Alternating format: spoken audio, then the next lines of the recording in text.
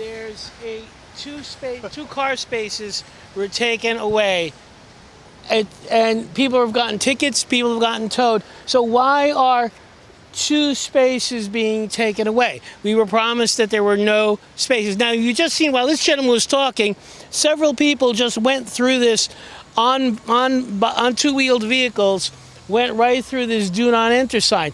There should be a physical barrier here, because what's I've noticed, and I've been living in this neighborhood for 40 years. I'm a homeowner.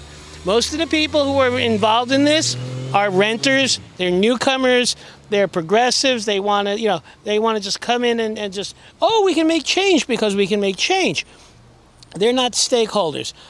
I park in a garage right over there, okay? I used to be able to go 1, 2, and make a right turn. Now I have to go either 10 blocks that way or 9 blocks. I have to go all the way down Barnett to 48th Street, go all the way up to Skillman, and come back down. Now, how is this ecologically friendly when people who have cars have to drive further? But again, the mystery of these parking, these no standing zones that have come up, and nobody has an answer. Nobody has an answer. And like I said, you've seen before, this is going to get somebody killed, because people come whizzing down 39th Avenue here and they don't do this chicane, which is essentially what it is. They're supposed to say, that sign says all traffic, that means you people on bicycles, all traffic has to make the right and then the left, but everybody just comes whizzing down here. And just like when somebody does this, when they move up, somebody is going to get killed here. This is piss poor planning, and basically all it is part of the traffic, the elimination of cars.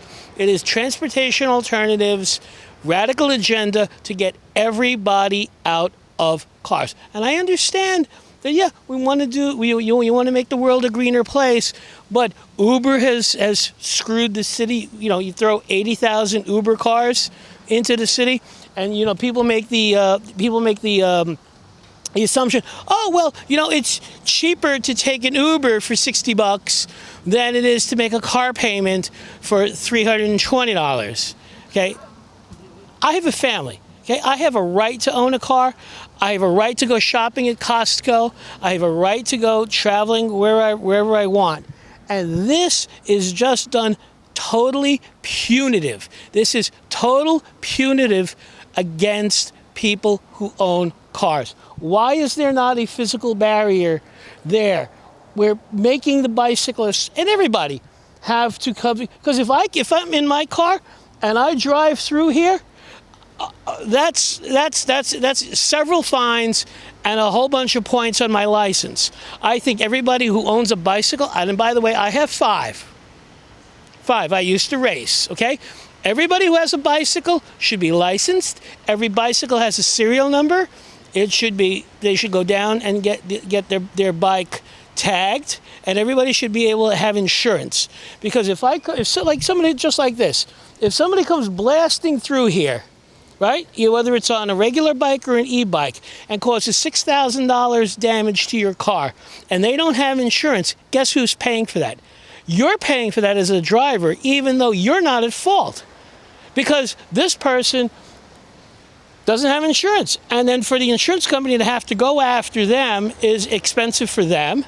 It's not cost effective, and it winds up being, once again, you're the evil driver that caused. Look right here. This guy just came right through.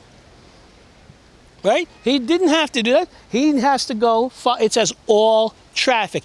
One of the things, the biggest hassle I have as a cyclist myself and watching people is nobody stops for red lights. Nobody stops for stop signs. They think it's a suggestion.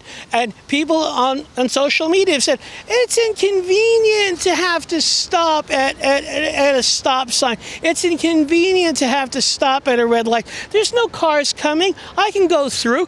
No, you're on the road with everybody else. The rules of the road are the rules of the road, and they need to be obeyed by everyone. What are your thoughts on the way this was rolled out and the thought process and the community outreach towards the new plans here? There was no community outreach, okay? I've been living here 40 years. I didn't get a flyer in my under, slipped under my door, okay? People say, "Oh, you go to the community meeting." The community board meeting at which this was done via Zoom. It was poorly attended. Many people who tried to log into it were denied access. Most of the people on community board 2 were put in by Jimmy Van Bramer specifically to get this done because he needs to have some sort of legacy for his, for his career, and for the most part, he's done a great job. The first half of his career, helping seniors, helping schools, helping the libraries, all of that was fine. But now this is causing massive inconvenience for people. Why is it that when you come down Barnett at 50th Street, you can't pass? For some reason, you can't come all the way through. You have to stop at 50th, and it swings you back onto Barnett, and then you have to go back out that way.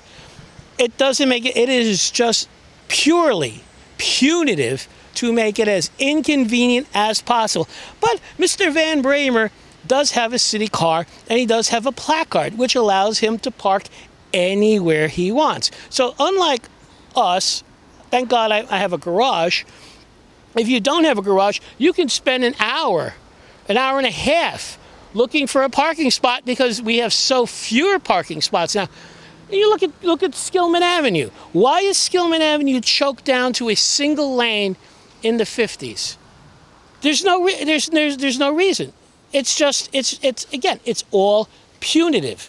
And this is all part of Transportation Alternatives' radical agenda to say, hey, we don't like cars. We don't think anybody should have cars, and I just don't think it's fair. If you want to share the road, fine. Get licensed, get insured, just like I have to, and be responsible. Don't blow the red lights. Don't blow stop signs, and don't get me started on the e-bikes, because the e-bikes, that's a whole nother can of worms. When these people come whizzing down at 30 miles an hour in a 20-mile-an-hour zone, there's zero enforcement. There's absolutely zero enforcement. Now, here comes a young lady. Let's see what she's going to do. She's going to ride right through the do not enter sign. Right there. She went right through the do not enter sign because they're entitled to, because I'm on a bicycle. I'm not in an evil motor vehicle. I'm on a bicycle. I'm entitled to just ignore all signs and this is what's aggravating people. Because when you drive your car in this neighborhood, the most scary thing is having somebody hit you. Not you hitting them, but somebody hitting you.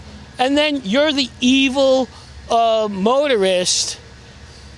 Like, all of this started a couple of years ago when somebody who was riding their bike drunk at 1 a.m. blew a red light and was unfortunately killed.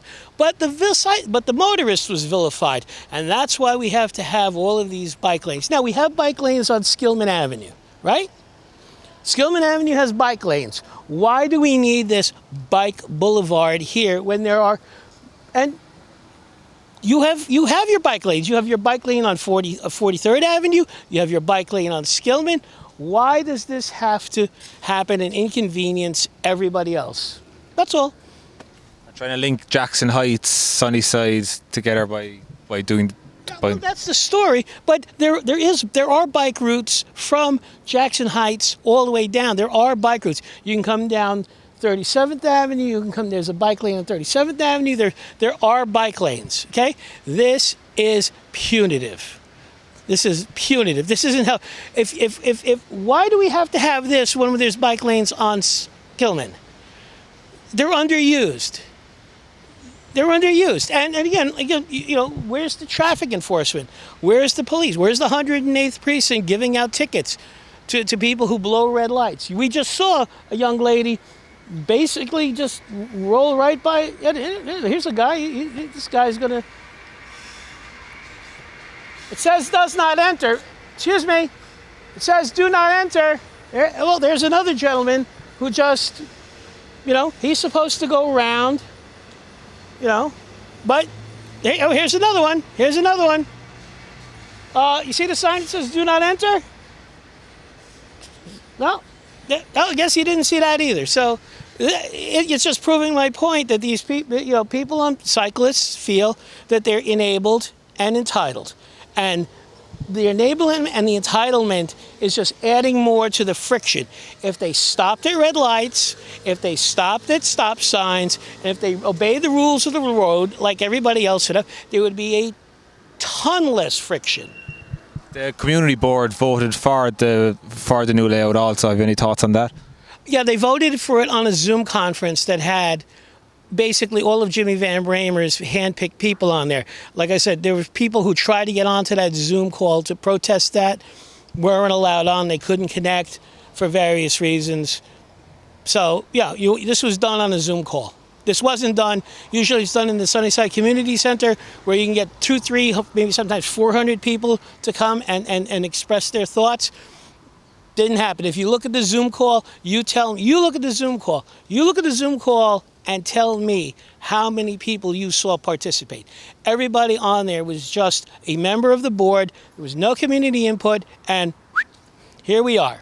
And you know what? And what's going to happen is when somebody dies over here, it's going to be the evil motorist. It's just going to be the continued narrative of the evil motorist, not the idiot cyclist who thinks I can just drive anywhere I want. I'm on a bike. I can. We just saw 3 people go through a do not enter sign. Did we not? Yeah, we did. Okay, and so I didn't see a car go through. I just saw 3. There have been cars today going through. Because people are confused because there has been no community outreach to people to tell them like what the hell is going on here. Because most people come, if you've been living here, you come up you come around here, and you're used to just going home. But now you got to go down that way, go all the way around to 48th Street, come all the way up to Skillman, come all the way back around, and you're driving. Instead of driving 2 blocks, you're driving 10. Very, very ecologically friendly. If the new layout, if everyone follows the rules of the road, the pedestrians, the cyclists, the motorists, you think it will make things safer around here? Absolutely, because they're always talking about the motorist being the bad guy, but if you want to go up to 46th Street and Skillman and see how many people blow the red light, just blatantly, just blow it. They blow the red light. They don't go. Hey, there you go. There's an idiot. Okay. There's idiots driving cars. I'm not going to say that everybody's driving a car is a saint. There's a bunch of idiots out there driving cars, but the basic disregard for the law of the road by cyclists is what's fueling people's anger. Because you have to be scared shitless to drive. I am. I'm scared shitless to drive around here now because I don't know. Like I have to come out here to this stop at this stop sign, and you see now these guys here. Here we go. Here, you see they should have went through the chicane, but they didn't. Now they're coming. They're just blatantly just. Oh yeah, we're gonna do whatever we want. So there you go.